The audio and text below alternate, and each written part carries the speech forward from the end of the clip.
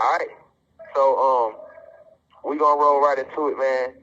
A lot of individuals are outraged about the allegations that has came out pertaining to Diddy. I'm not. I don't know why the world acting like they shocked.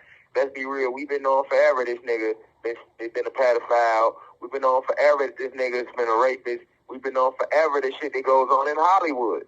All right. Do I agree with the things they alleging he did? I don't agree with none of it. You know what I'm saying? I feel like if he did those things for just a 99% chance he did, I feel like he dead ass wrong. So let me just say that right now. Let me just put that right on the table. I feel like he wrong. I don't want to hear nothing about y'all smoofy ass, bitch ass house Negroes talking about, oh, he's siding with Diddy. Of course he would side with Diddy because he's a molester himself. Like, get y'all smoofy ass out of here. But I am here to break this shit down esoterically, though. You know what I'm saying? And we gonna call it what it is. We not gonna call a spade a jack. We not gonna call it a rook. You see what I'm saying? We not gonna call it a king or a queen. We gonna call a spade, man. And that's the king of spades or a queen of spades. You see what I'm saying? We gonna call it ace of spade, man. What is the industry? All right, what is the industry that he in? Let's start right in the middle. Well, not in the middle, but let's start right there, though. All right, he is a part of the music industry. Diddy is a gatekeeper. All right, so let's start with how do you become a gatekeeper? You know, Diddy can't become a gatekeeper without going through the humiliation rituals, the sex rituals himself. You know, Clive Davis, the L.A. Reeds, they took his ass.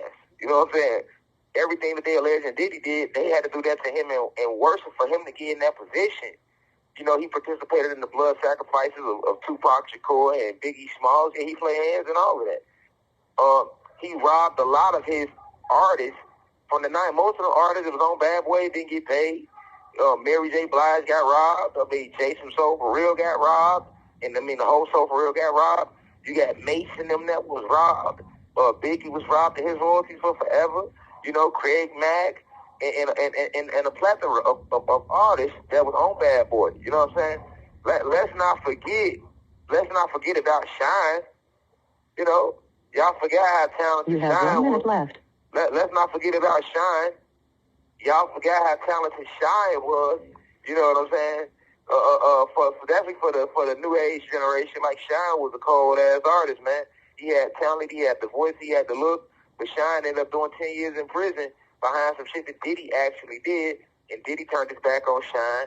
He didn't help with the lawyer. He ain't write him. He ain't support him why he did the 10 years or any of that. And Shine took the case for Diddy. You know what I'm saying? Diddy got himself out that jam and left Shine astray.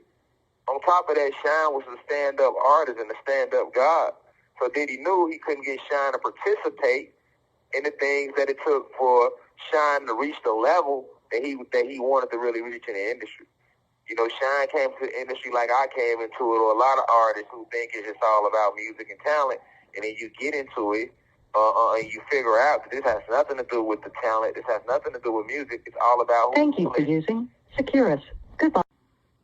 Yeah, sorry about that, Cosmic Family, we're back, but I was speaking about the rap artist Shine. I was saying that a lot of y'all forgot about Shine and how talented he was, but like most of us, including myself, he came into the industry misled. You know, you come into the industry trying to, reach your goals of winning Grammys and Billboard Awards and, making an honest living, getting your family out the hood through your talent. And then you get in and you realize it has nothing to do with talent. And that for you to get to that high level where you want to get, you know what I'm saying, it's going to take you to participate in things that you might not stand for. It's going to take you to participate in humiliation rituals and sex rituals and things like that, because it's a form of loyalty to the secret fraternities. See, a lot of these secret societies that exist that run the music industry, that run the entertainment business in general, they love to get dirt on you, because the reason they want you to do the dirt is so that they can have something to bribe you with if you ever try to go the opposite way.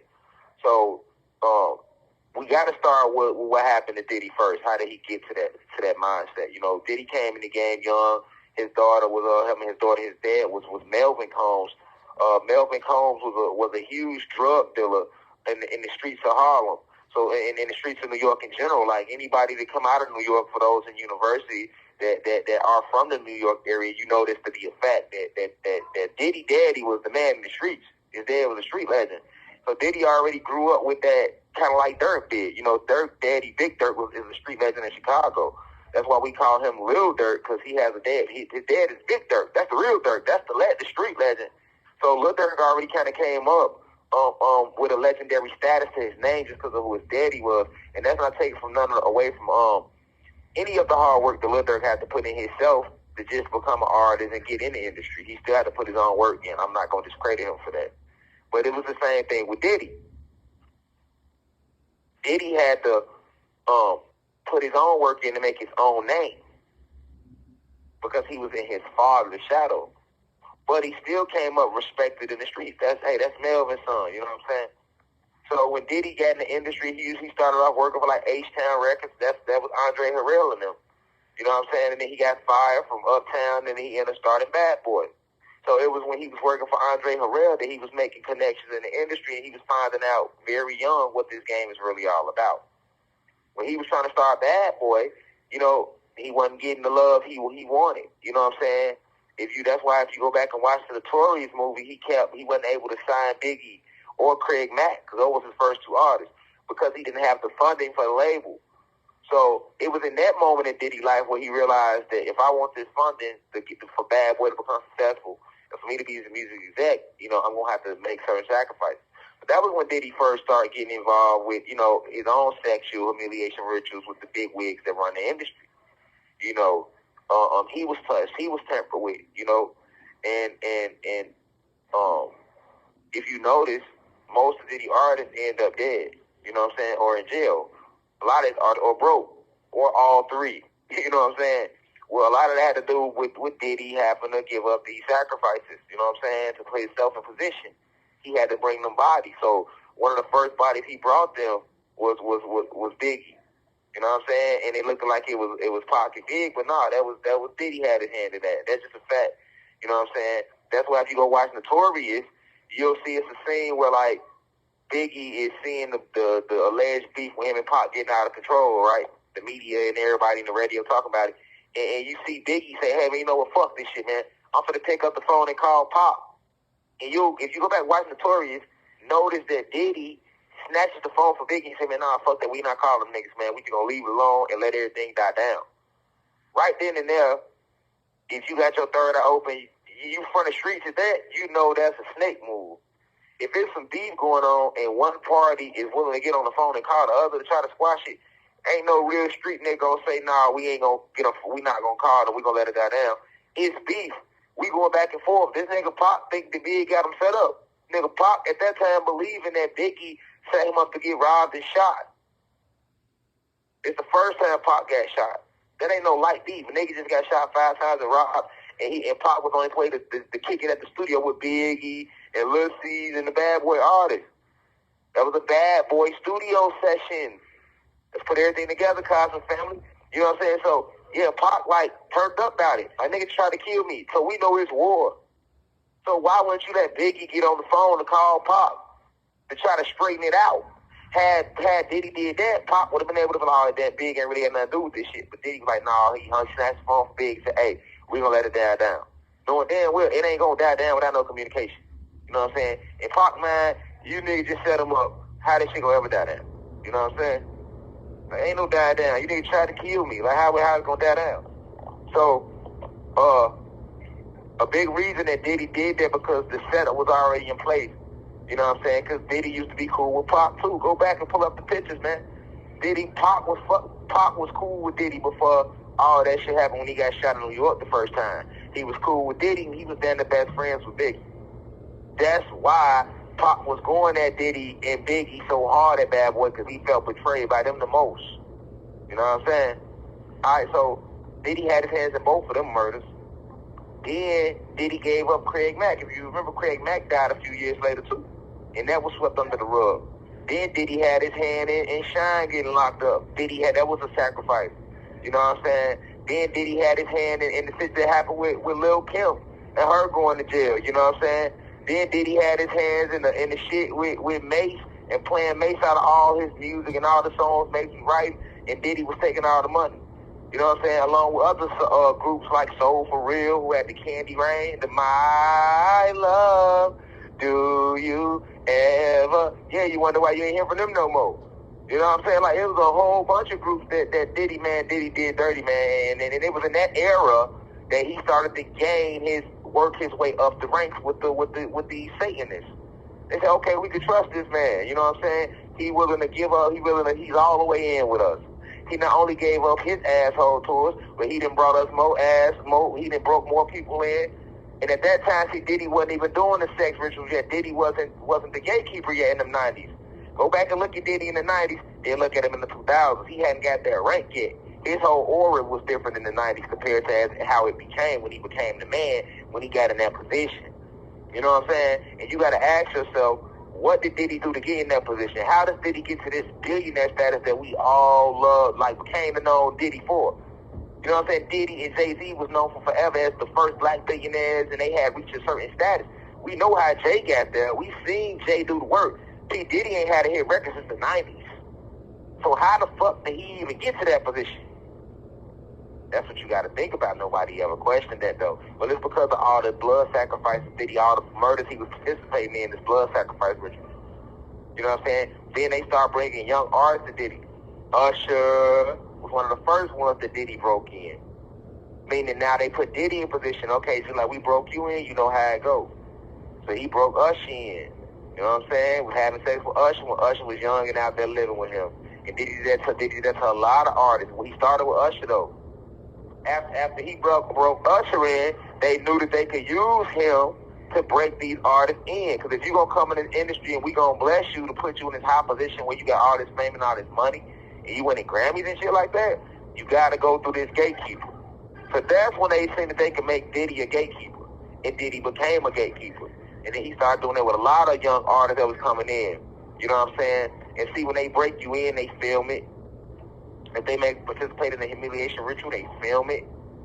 You know what I'm saying? The reason they do that is because if you ever try to change up on them, we got dirt on you. We can say we can embarrass you by leaking tapes of you doing stuff that you wouldn't want the world to know that you did. Or in the case of a Diddy, if you ever turn on us, we got all this dirt on you that we can roll out to the public if you ever try to go the opposite way. See what I'm saying? Y'all have to understand the game. So that's the game when it comes to dealing with the industry on a major level. You know what I'm saying? I mean, and Diddy broke a lot of people in from the 90s on back, all the way up to Rick Ross. You know what I'm saying? Diddy was breaking everybody in. He literally became the gatekeeper. And that's when they started giving him more power, more money, connecting him to brands to make us think he owned them, like the Cirocs and all these type of things. You see what I'm saying? So this is how Diddy get here. This is why I say the bullshit that they even alleging him on is nothing compared to the real shit Diddy did. The little freak out, that's nothing compared to the real shit that he actually did. You know what I'm saying? And it's actually nothing compared to the sex trafficking and the organ harvesting that the people that run the industry are doing on a more massive scale than him. Over 800,000 women and children go missing every year. And that's just the number they showing you, right? So you know the number is 3 times bigger than that. Now, it'll blow your mind. I spoke about this years ago. It'll blow your mind to find out that most of the women and children that do go missing are all black and Latinos. You see what I'm saying? I repeat, most of the women out of that 800,000 that go missing are normally black and Latino women and kids. So you got to ask yourself, where's everybody going? How is it 1 million plus people disappearing a year? You don't just disappear. You're either dead, transcended, or you in jail. You don't just disappear off the face of the planet. It don't work like that. You see what I'm saying? So these people are being kidnapped purposely. You see what I'm saying? And this has been going on. So when you understand that this is a worldwide thing,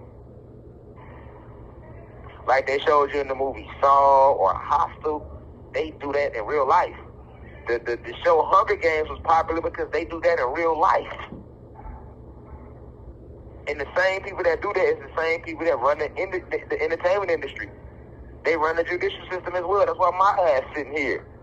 You know what I'm saying? I ain't did shit, but I'm sitting here because I was leaking this type of information. But luckily for me, I am divinely protected, so they can only do so much. Now the whole planet's waking up. The Kundalini energy is rising. Everybody's waking up. Like I told y'all years back, just because you were asleep in 2020, don't mean you're going to be asleep in 2021, 2022. People that were asleep in 2022, they waking up now in 2024. Those that are asleep in 2024, we're going into 2025, they going to be waking up. I told y'all this. I said it's going to get to a point because the energy going to rise so high, divine love was going to be the only thing that will get you through this. No hatred is going to be allowed as we move into higher vibratory frequencies. Because divine love and peace is the highest vibration. So as that energy rise, you going to look up, you ain't going to see black folks killing black folks no more. You ain't going to see niggas with guns shooting each other, robbing each other. Crime going to drop. It's going to hit a level where ain't going to be nobody going to be committing no crime. Just look around you. Look what's going on in my hometown, Chicago, the peace. I was the first person they pushing peace when I remixed Pushing Peace. Chicago ain't never got to give me credit for it because I got receipts, nigga. I remixed the song because Gunna said Pushing Peace. I'm like, we ain't pushing peace. We pushing peace. Because I've been saying peace to the gods and goddesses, right, in the universe in every lecture. Now look what's going on in Chicago. You got the Pushing Peace movement. Hit it. Now you got artists like Lil Durk participating. The DDs and GD that war ended, they starting to come together. You seen Bloods and Crips coming together all over the planet. The violence from the end, man. The energy too high. All is being revealed. Because we're in the Aquarius age, all has to be revealed because the veil is being lifted. We are ancient beings. This planet was taken from us. Our history was taken from us. We were forced to live like this. It has been socially engineered for us to hate each other. It has even been socially engineered for a lot of your poor whites that live amongst us, that work a 9 to 5, that pay taxes. Because if you pay taxes, I don't give a fuck. If you got $100 million saved up, you're still classified as poor and middle class. The rich don't work. They don't pay taxes. They don't need trust to put their shit in. You know what I'm saying? They own everything. They don't spend a dollar for nothing. If you got to pay for shit and if you pay taxes, your ass is on the bottom end of the barrel. Remember that. So even a lot of them have been programmed to be racist toward blacks. Because all white people ain't bad, all black folks ain't good. Right? So my energy has always been towards those that are racist, those that stand for evil, but not just the white folks, the black people. You got our own people that are full of fallen angels, full of archons. They are archons. Full of entities and evil spirits, and they out here promoting that agenda. So we can't get caught in skin pigmentation. Because remember, Satan fooled the whole world that he didn't exist. He will blend in looking like one of us, like a black person, having you think he's a black person. And he on our side the whole time, this Zeus in the flesh. Fallen angels in the flesh. So you got to get past that. So you got to understand why this is coming out, what happened with Diddy, right? But at the same time, while everybody's jumping on Diddy, I want y'all to use that same energy for when these racist white supremacists are doing it, because they running the planet. They the one doing it on a massive level. That's all I'm saying. You know what I'm saying? How you gonna blame the drug dealer for selling drugs in the community, but you don't want to blame the motherfucker that's flooding the community with the drugs? You want to blame the gangbanger for committing on drills and slides and doing drive-bys, but you don't want to attack the motherfuckers dropping off the crates of guns in the community. You want to attack the rapist and the pedophile, but you don't want to attack these Hollywood producers who promote sex and violence in the movies. You have a whole adult film industry promoting pornography. You got a lot of motherfuckers that been touched and raped as kids because they uncles and motherfuckers in their family had been touched. And they was watching pornography. And then they get these wild fantasies and these spirits into them. Now they touching their nephew, their niece.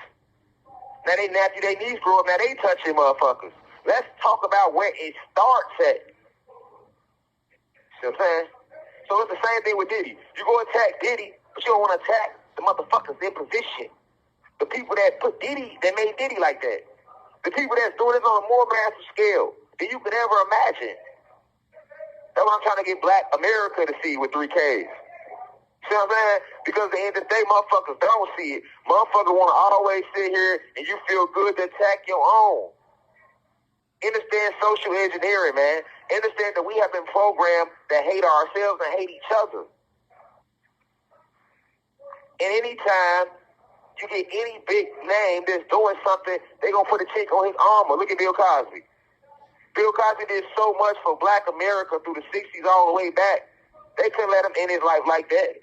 And then when Bill Cosby tried to buy NBC, what they do? All of a sudden they hit him with 52 rape charges. You know what I'm saying? They did the same thing to Pac. When Pac was getting out of line, okay, we're going to keep you in line. They set up Pac with a rape allegation. They did the same thing to Kobe Bryant. Feel me? They did the same thing to Jim Brown in the 70s and the 80s. One of the best running backs ever played the game. You know what I'm saying? But then as soon as they see him speaking out against oppression in the 60s, in the 70s, now all of a sudden in the 80s, he getting locked up for domestic violences and sexual assaults. You know what I'm saying? I mean, you just gotta study history to understand this is something they've been doing. Y'all feel me, Gospel family? They do this to everybody, man. That's what I want you to think about.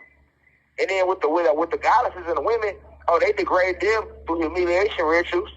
How they did Mary J. and Jaguar Wright and many others. You know what I'm saying? Make them do orgies and participate in shit they don't want to do. This shit go deep now. So I want the planet to understand that. Right? That's why this is called Diddy dancing in the devil's yard. Because now we see Diddy getting attacked. And when you see him getting attacked, you must understand something. All the news media attacking him. So anytime you see the news media attacking him, you know what you need to be knowing? Hold on, it's something. Diddy must not be fucking with them no more. Because when he was fucking with them, they didn't attack him. When he was fucking with them, they did not attack him. When you are doing Satan's work, you will not be attacked. That's something you must understand, Cosmic family. When you're doing Satan's work, he ain't gonna never attack you. It's when you're not doing his work that you will be attacked. You know why? Because remember, Zeus was cast out of the heavens. We went to war with them. Zeus is a fallen god. So when Zeus decided to go against the Most High, against the ancestors, against the gods, right? We went to war with Zeus, and that's how he got cast. 1 minute left. That's how he was casted out down to this planet. So you have to remember that anybody that's opposing Zeus, like he said in the Bible, I will make war with your children. So Zeus goes out his way, him and his whole army, the fallen angels, all the fallen evil spirits that's a part of his army, the fallen extraterrestrial races a part of his army. They go out their way to attack you 24/7 when you are standing in righteousness. Right? That's why they do that. But anytime you not in righteousness and you got a huge platform, you see these celebrities with these huge platforms.